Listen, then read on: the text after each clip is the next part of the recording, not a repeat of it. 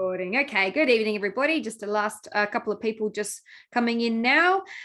Welcome to Tuesday night, 7:30 p.m. community webinar, Mindfulness. My name is Kat Keane, and I'm the health educator at Arthritis, New South Wales. So just before we get started, it's always good to read through this. The disclaimer being that this presentation contains general information, every effort being made to ensure that the information is accurate, and that the content of the presentation is not suitable for the individual treatment advice as compared to your doctor or health professional. Always consult with your doctor or healthcare professional to obtain individual medical or treatment advice. Okay, mindfulness. That's what you're all here for. That is what you're interested in. So what we're going to do is we're going to talk about what mindfulness is. A good place to start is knowing what it is, understanding it. And then we're going to have a look at the benefits. I guess tied up in that, we'll have a little look at the science of mindfulness as well, because when you understand it, then you understand how it works. You'll likely apply mindfulness more so if you understand it in terms of understanding the brain and the brain's role and the stress response. Then we'll just contextualize mindfulness. So contextualize it in regards to arthritis. And then last but not least, we'll have a look at some mindfulness strategies. So essentially at the end of this session, you'll know what mindfulness is as a construct. Then we'll contextualize it somewhat and talk about mindfulness and the benefits for those people with arthritis. And then you go, okay, well, now I know what it is and how good it is. How can I apply it? And so then hopefully you'll learn some ways about how to apply mindfulness, how to do it throughout the day, some mindfulness strategies. Okay, so let's get started. What is mindfulness? Well, mindfulness is defined as a mental state achieved by one's awareness of the present moment while acknowledging and accepting one's feelings, thoughts, and bodily sensations. Another way to say it might be that it's the ability to be fully present, aware of who we are and where we are and what we're doing, and not overly reactive or overwhelmed by what's going on around us. And I guess I'm talking about there's external stimuli that could stress us out, and there's also internal stimuli that can stress us out and cause angst and overwhelm. So mindfulness is being about being present, and if not, and being swept up in an extreme stress response, trying to ground ourselves and bring us back to the present. Because if we're in the present, we're focusing on that activity or that thing that we might be doing, and not the thing that might be causing us the stress. So there are dozens of formal and informal ways to implement mindfulness in our daily life. So for example, meditation is a form of formal mindfulness, just as is doing a puzzle. So you may have heard of the old proverb, time flies when having fun. I'm sure you've heard of it. We've all heard of it. Well, this proverb alludes to a state of mindfulness. So when you're fully engaged and immersed and enjoying the present moment or the present activity, then all of a sudden you look up and you can't believe where time has gone. And this is what mindfulness is. Mindfulness is really about engaging with what you're doing in each moment rather than being in that distracted kind of mindset or mode where you may be concerned about the past or the future or caught up in reactivity. There's probably many times that you can think of where you've just been really enjoying yourself, like a hobby and things that you enjoy doing. And there's a pretty good chance that when you're doing those things and when you're engaged in them, you're actually practicing mindfulness essentially. and you're often happy and relaxed. So that's essentially the goal, and that's the state. That's where you want to be. And I love this little illustration on the PowerPoint where the man with his dog, and the man, his mind is certainly full, but the dog is being mindful. And I guess that's just a little bit of a visual prompt that we want to be more so, we want to be like the dog. Don't know whether you want to be a dog, but we certainly want to be like the dog in terms of his mindset. So there's something about being present and engaged that's actually very, very enjoyable. And often we forget this. We don't experience it that much in our busy lives. So let's move to, I guess, the science behind how it all works. So how mindfulness works. Well, to understand mindfulness, it's worthwhile highlighting the stress response, and in that context, the different parts of the brain and their relationship and their function in regards to the stress response. Now, the reason why I'm talking about a stress response is because mindfulness counteracts or counterbalances the stress response. And we want to be more mindful so we avoid a stress response. A stress response can certainly save our lives and is good for many things. But sometimes when we overuse it, it's not so good. So, and before I dive in, just so we're on the same page, stress, anxiety, and pain are examples of psychological states that all initiate or trigger a stress response. And this stress response is what mindfulness so effectively manages.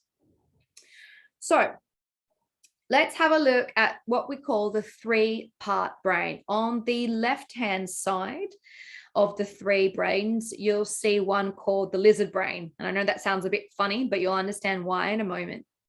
And it's colored red. This is made up of, in terms of its structure, made up of the brain stem and the cerebellum. So this is essentially, this is our brain on autopilot. It's the control center in that sense. It controls several important involuntary actions in the body, such as maintaining our heartbeat, for example, breathing, blood pressure, and many other reflexes. And the cerebellum is there for balance and movement. So you can kind of see autopilot and fight and flight. You may have heard of this also.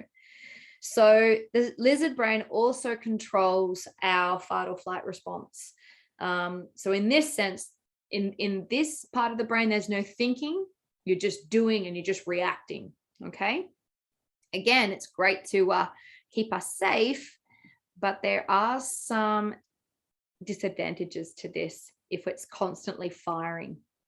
It's an adaptive part of our brain, and its main function is to keep us safe. So, for example, when a lion just so randomly pops up behind a bush, we can do something about that. Our brain keeps us safe because essentially it's all down to survival. As this part of the brain controls the heartbeat, blood pressure, and breathing, balance, and movement. If this lizard brain is triggered into a fight or flight response, it will make the heart beat faster, breathing rate will increase, all senses will be heightened. Okay, so that's the lizard brain. So autopilot, fight or flight, or freeze. Sometimes it's 3 Fs: fight, flight, or freeze.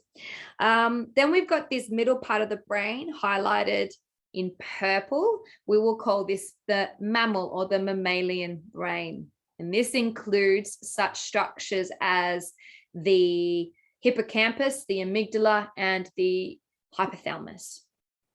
And in terms of its function, well, you may have heard the term the limbic system. So particularly those three structures that I just mentioned, the hypothalamus, the amygdala, and the hippocampus, create what's called the limbic system. And this is the part of the brain involved in basically behavior, emotions, and memories. especially when it comes to behaviors that we need for survival. So feeding, reproduction, and caring for our young. And it also links in with the lizard brain with fight or flight responses. This part of the brain serves as an adaptive function in regards to memory. We must remember things that have harmed us in the past so that when they pop up again, we can react accordingly. We can keep ourselves safe by changing our behaviors. We can take action. And to add to this, depending on how dangerous this thing might be, there will be a degree of emotion attached to this to ensure that we feel unsafe, we feel scared. So when we feel unsafe, the limbic system triggers the lizard brain. That is the fight or flight response. So both the lizard brain and the mammalian brain want to keep us safe. That's their job. And sometimes, however, they can be a little bit too vigilant, a little hypervigilant. And sometimes they can start to see danger where they didn't before, and there is no danger, or they can overestimate the severity of danger. So when the fight or flight response is activated by the mammalian brain, there are a lot of changes that happen. Our circulation becomes hyperdynamic, ventilation rate increases. It saturates the red blood cells. There's a rapid increase in sugars and fats into the bloodstream for energy. And the blood is sent to into the peripheries and away from the gut. So we're basically ready. We're primed. We're ready to fight or flight or freeze. However, the stress response or the fight response is designed to switch on only every now and again, and to be switched off as soon as that threat has gone, as it's no longer required. And if we do that from time to time, it's going to be the difference between life and death. Now we'll pause there and we'll have a little look now at the human brain, or the neocortex, the cerebrum. Including the cerebrum, the blue part, so the large big part around the outside of the brain, and what we call the prefrontal cortex here at the front. And this is the part of the brain that provides rationale, organization, abstract thought thinking, reasoning, higher order executive functionings. And unfortunately, when the lizard brain and the mammalian brain is switched on, this part of our brain, the smarter, or no, I would say smarter, but the one that thinks about things a little bit logically, this part of the brain can be switched off because brain goes into survival mode, and then human brain starts to catch up a little bit later. Now, unfortunately, in modern life, we get so anxious and preoccupied about what may or may not happen in the future, or we keep reliving past events so much that it doesn't matter that these events are in our imagination, or they're just thoughts or feelings. They actually start to trigger a stress response. And if I may, I'll contextualize it a little bit in regards to arthritis. Your arthritis might stop you from doing certain things, and then you can extrapolate that and project forward. And you can catastrophize about the things and how worse things may get. You might be in a lot of pain. Pain triggers a stress response as well. So all of these things, even though they're internal, they could be thoughts or feelings that we have. Regardless of what it is, these are triggers, and these can trigger fight or flight. An example might be, just to consolidate what I've just said in terms of the lizard mammalian brain switching off or switching on, and the human brain switching off. It could be 3 o'clock in the morning and there's no actual threat. So you've been sleeping away and there's no actual threat at the present moment. but you've woken up. You could be in pain. You could be having some sort of feelings of overwhelm or anxiety. You can't switch your brain off from thinking. And this is us activating the stress response because of what we might be catastrophizing about. And at this stage, we might even call this anxiety. So what's happened is that there's been an inappropriate activation of our stress response. And in this context, it's not going to save our life. There is no line at the end of the bed that's going to eat us. The anxiety and stress response in this way can be grinding away at a low level pretty much throughout most of our day. And then you start compounding that. And sometimes we get really big spikes in this kind of reaction or response, but with nowhere for all these hormones, this spike, this adrenaline, this increase in heart rate and blood pressure, with nowhere for it to go in our body, this can start to make us unwell, both physically and mentally. This mental and physical state is us being what we call unmindful, not being present, not discerning between imagination and reality. We're not using our human brain. We're not rationalizing, we're not reasoning, we're not thinking or anchoring to reality. And this is all normal. This happens a lot. Whenever something bad happens or scary happens or something out of your control, this is very, very normal. So not within the context of arthritis, in life in general, mindfulness can help you work through and navigate difficult emotional, psychological situations. So this mental and physical state of us being unmindful and not being present and not discerning between what's imagination, rumination, catastrophizing, and reality, we're not using our human brain. So that's basically what we're doing. So this overreaction and the default to the lizard brain, and the mammalian brain doesn't help this at all because it's so wrapped up in emotions and memories. It comes at a cost.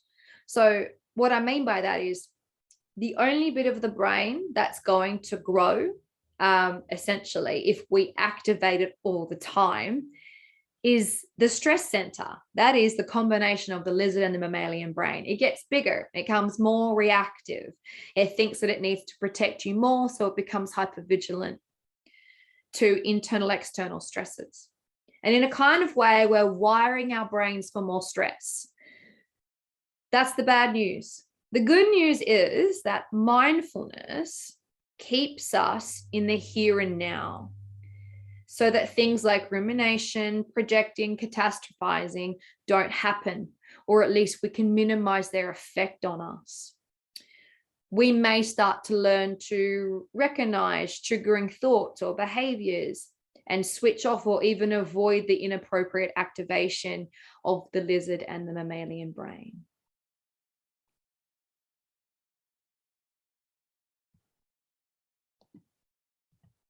Okay. So let's have a little look now at the benefits. So these benefits are well documented outcomes amongst a large body of literature to do with the benefits of mindfulness. So these are general benefits of mindfulness, and you'll see that they also relate to someone who does have a chronic illness such as arthritis.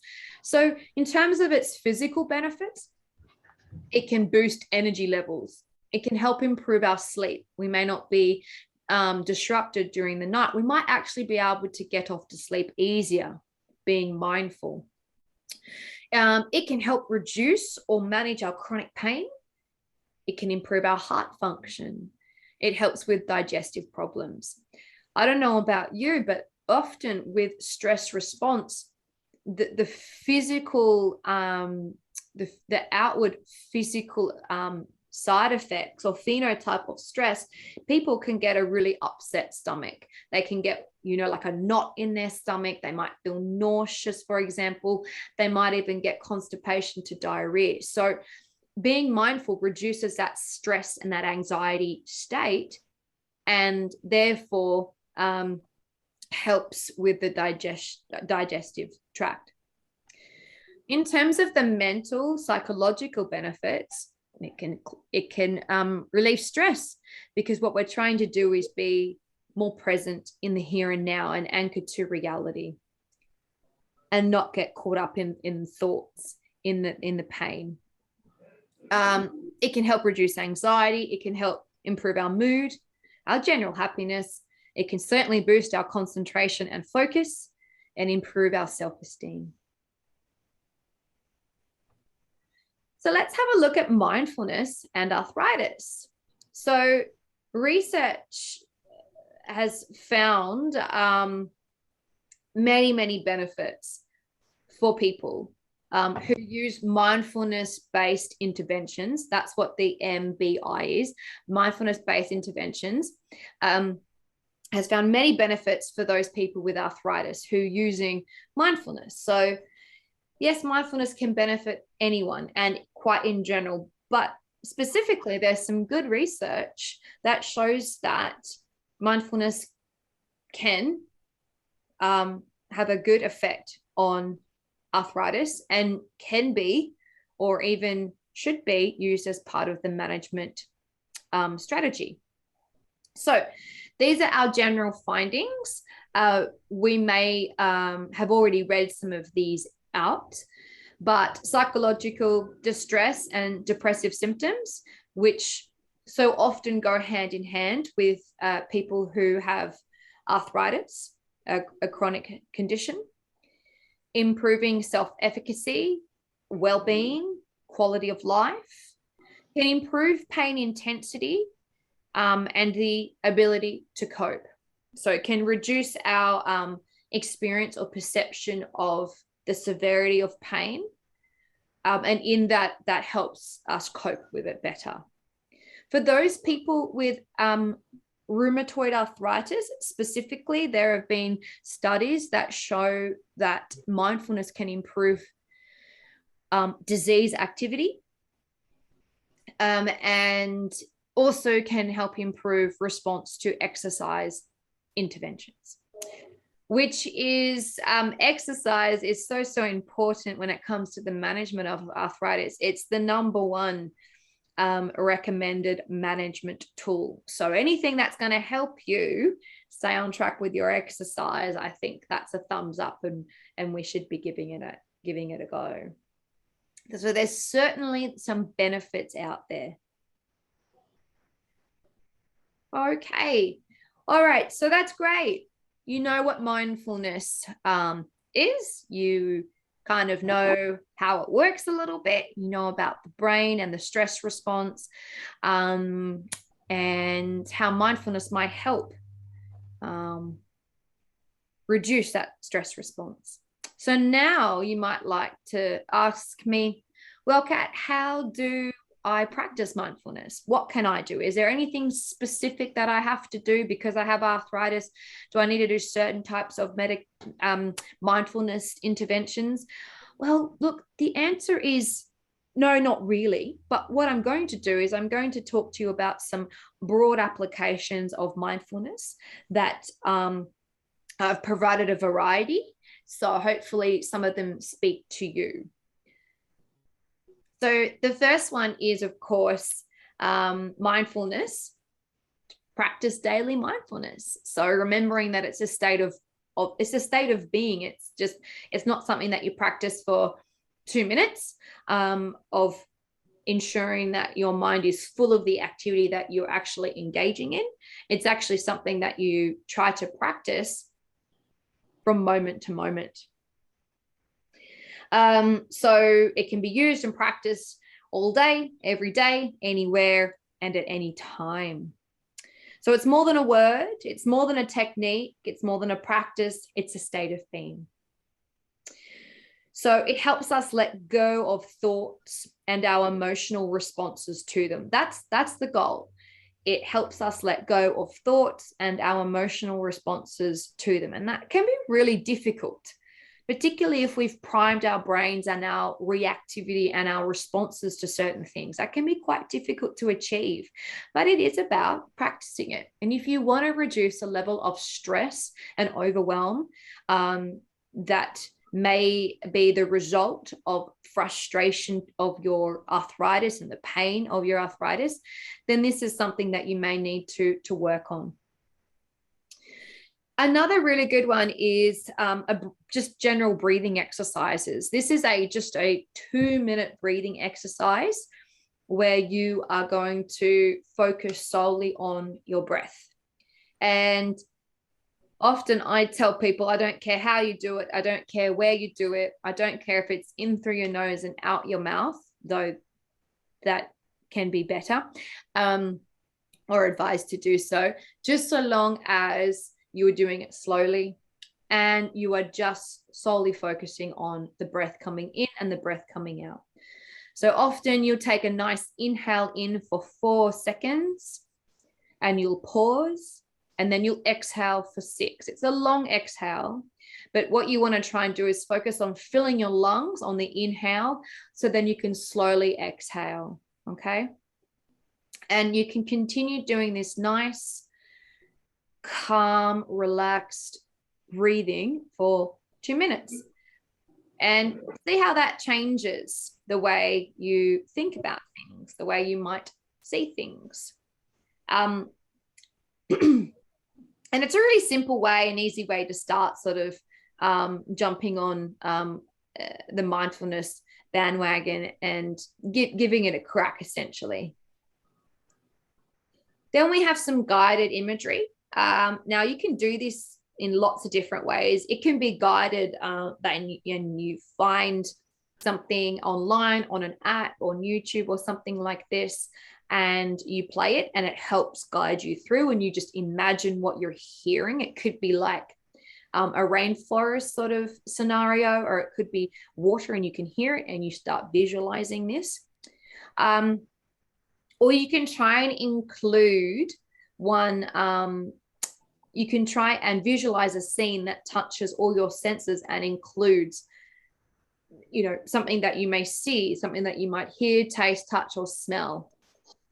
You might like to think of a holiday that you had, or a holiday that you would like to have, and use that and insert yourself in that location. Another technique is a grounding technique, and you may have heard of this one before.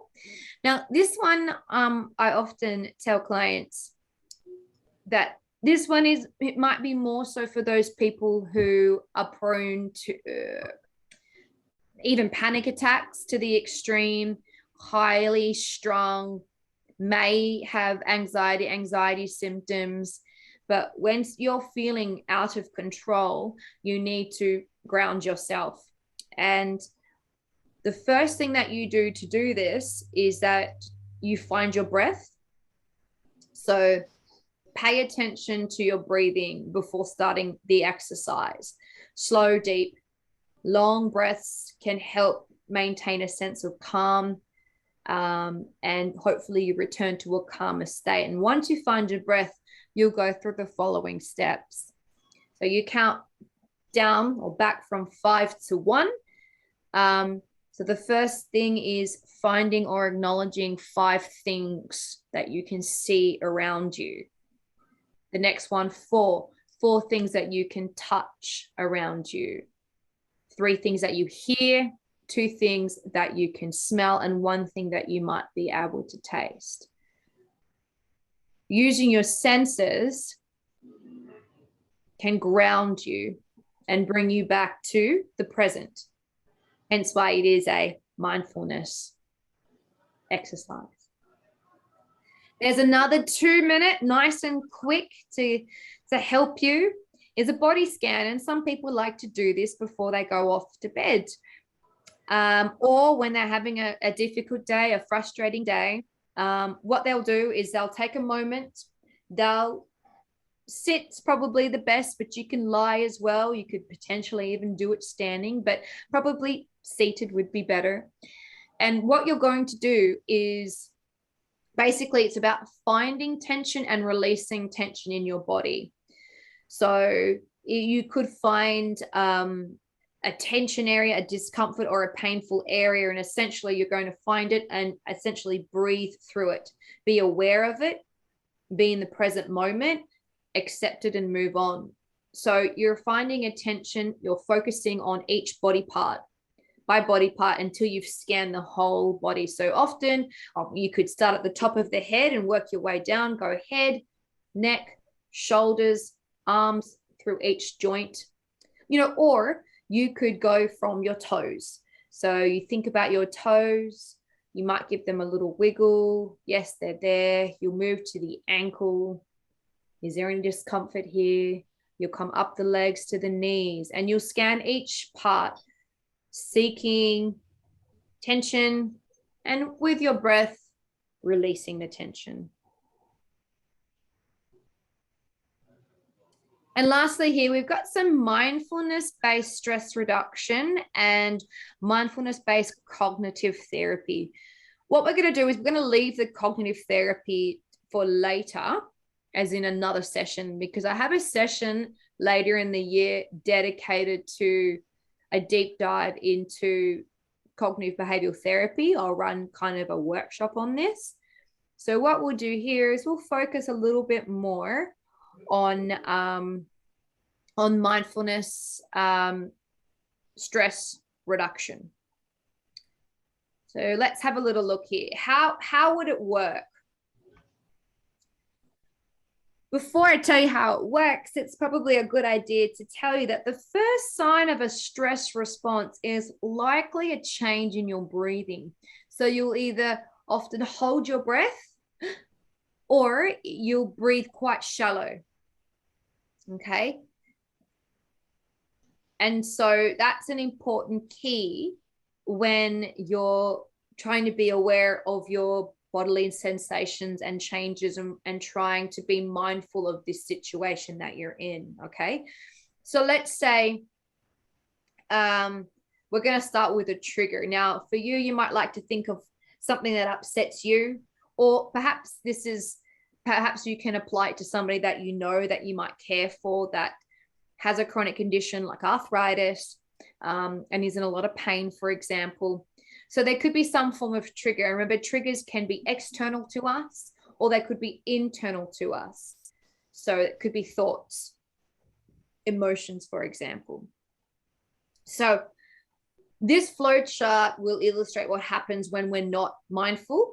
And then I'm going to pop up some comments in quotations, what we should be practicing. So essentially, remember, mindfulness, we want to be aware, we want to be present, and then we want to accept. Okay. So learning to recognize and manage a stress response is really important to improving our well-being and our performance in anything in life. Mindfulness helps us to catch the stress response more quickly by noticing it first in our breath, okay, or our bodily changes and sensations, or in our mind, and then to recognize it as a stress response. And once we've done that, we can start to notice, well, what's driving it, what's happening in my mind, where's my attention caught up in. And once we've done that, we can actually start to practice redirecting our attention back to the present. So there's a trigger.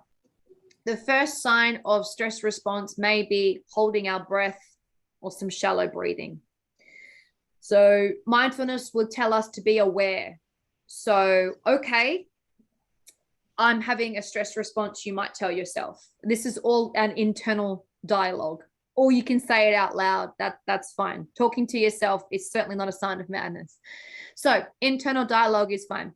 So you might start to notice your breath. You might start to notice you might be shaking or moving around more, feeling tighter in your chest.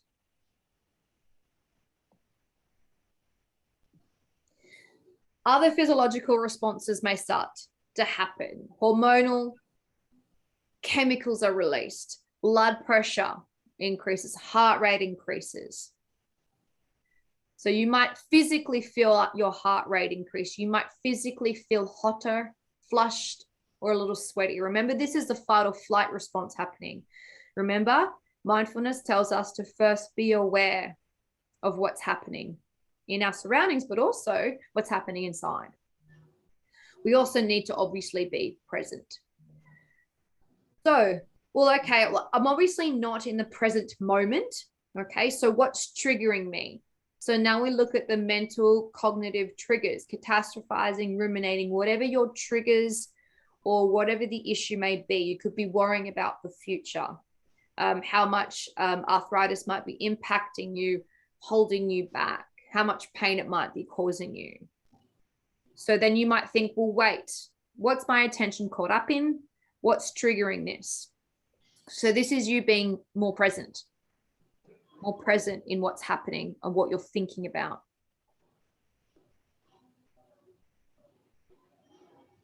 You might then feel a little anxiety. This is probably the outcome of the first 3 circles. Panic, might start to feel unwell. Remember, stress response can make our guts feel a bit unwell. Okay, loss of appetite, feel nauseous, tight chest. So we realize this. We're in the present moment. We may go down the track of anxiety, overwhelm. So what we need to then do is accept the fact that this may be happening and try to first catch our breath. So, okay, breathe, focus on breathing evenly. And you might like to implement the 2-minute breathing exercise or a body scan. Take your mind off what might be happening and focus just on your body and do a body scan.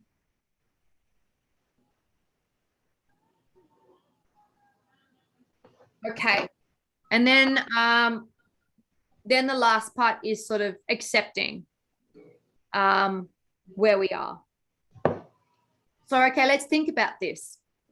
You might start to say things like, okay, but I feel safe. I am safe. I might need to accept what's going on. There are things that are out of my control, but there are things within my control. And those are things that I'm going to focus on. So just focus on the task that's in front of me. These are the things that we need to start to think about in the part of accepting and acknowledging in regards to mindfulness. And the cycle of responding and thinking is reinforced, whichever way you end it. If you end it in worry, if you end it in stress, if you end it in anxiety, then the vicious cycle will continue.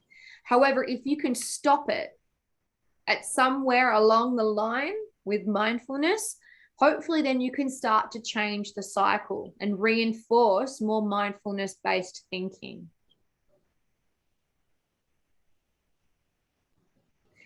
Let's have a little look at an example here. And we're almost at the end, so everyone's doing really well. Okay, this does have a little bit of CBT into it, but I'm not going to go too much into that. I'll focus more on the mindfulness side of things, okay?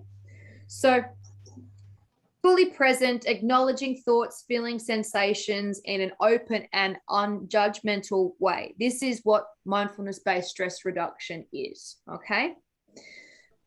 So this is just a generic case example. You might feel a painful sensation or stiffness in your joint, whichever joint that you may have arthritis in.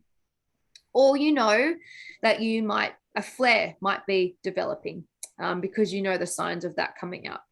And you know either way, pain, stiffness, discomfort, or a flare, you know the repercussions of that or the outcome of that and how it might change your plans for the day, how it might change the way you treat it, how it might change medications, and that can be frustrating. So what might happen is that your breathing might increase, heart rate might increase. You could feel your heart thumping and you feel hot in the face, all these sorts of things, these bodily sensations. And then you might start to think things like, my knee hurts, not again. And how bad is it going to be this time? How long will it last? Have I done more joint damage? Now I can't go out, my day's ruined. Will it ever change? Pain rules my life. So what's happening here, which is very, very normal. There's nothing wrong with it. It just doesn't serve you in the end. So what's happening here is that we're not being mindful, we're not being present, we're being unmindful, and we're overreacting, and we're getting caught up in our emotional sensations. And these are triggering a stress response. So what we might do instead is say something like, okay, I notice my breathing has increased. Okay, I'm having the stress response. I'm catastrophizing. What's my attention caught up in? Now, we can either redirect our attention to an activity, or we can say, okay, let's breathe evenly and focus on the present task. Before we do that, we can take notes of our thoughts and challenge or accept them, which is part of the CBT. So CBT will often challenge to change our thoughts, and mindfulness will often accept and move on. Okay. So in that sense, what we might start to think about is, okay, let's change this. Let's think about this. Let's stop the vicious cycle. All right. Well, my knee hurts. Accept it and acknowledge it. Well, it's annoying. It's very annoying, but it's to be expected. It makes me feel sad or frustrated. Well, I think that's pretty understandable. This time, I'm not going to fight the feelings. I'm going to accept how I feel. And in saying that, today might not be the best day, but I know the pain will pass and I will get through this. And how will I get through this? Well, I'll adjust my activities for today. I'll engage in the pain management strategies that I know that help. And while I may still be in pain or uncomfortable, I will try to carry on with my daily activities as best I can and focus on other things that I enjoy. Now, I know that that's so easy to say. I know all of this is so easy to say. And but it's hard. It's hard to do. It's hard to implement.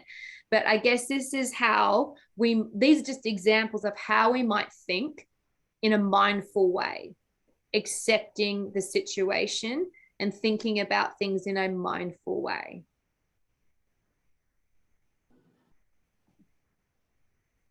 Okay, so here we've got some apps and websites that might complement some of the mindfulness strategies that I spoke about before. Some of these apps and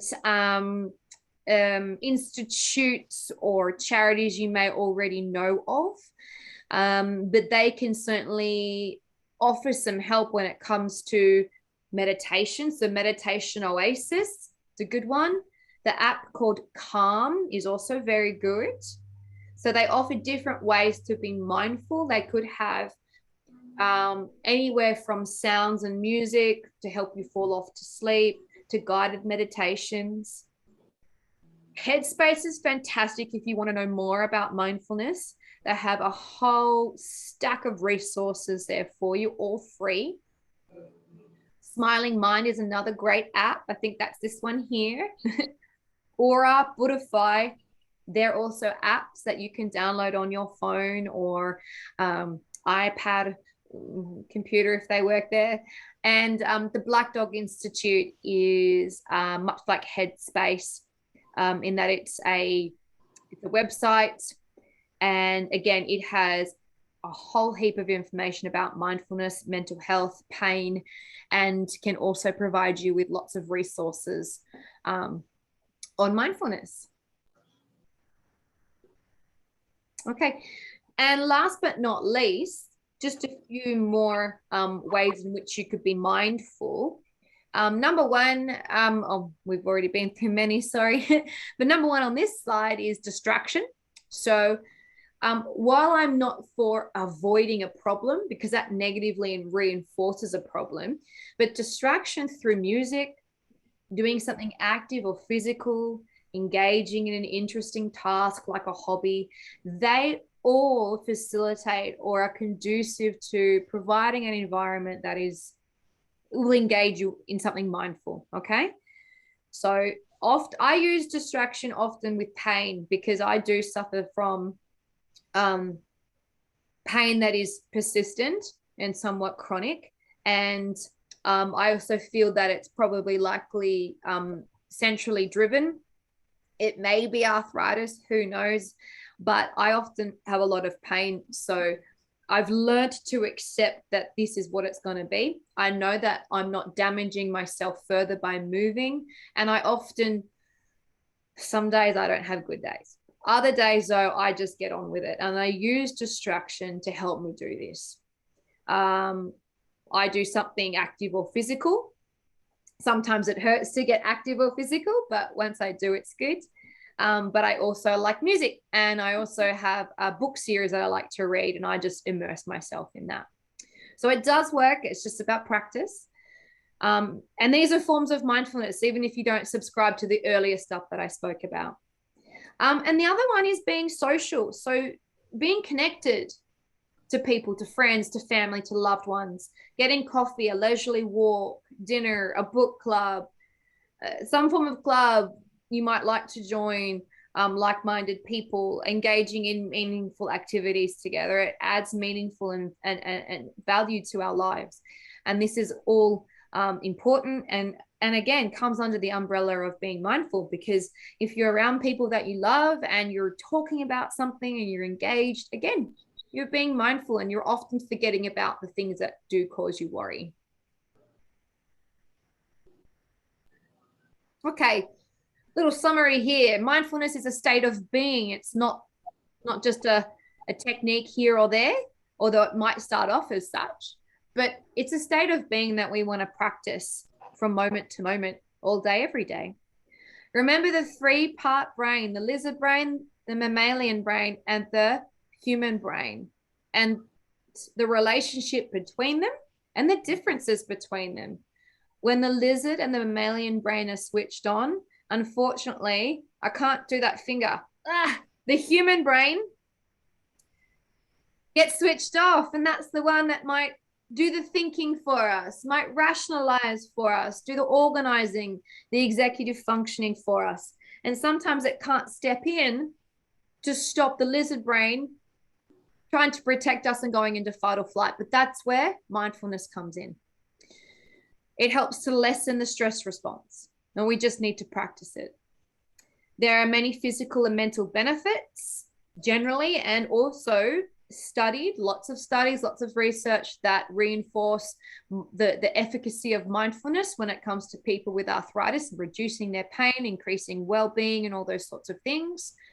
And mindfulness-based interventions are indicated for those who are highly stressed, have anxiety or chronic pain, which again, we see often with people or in people that have forms of arthritis. Okay, thank you. That's brought us to the end. What I'll do is I'll just stop our share, bring us back to the main area here. Give me a moment, and I'm also going to just stop the recording.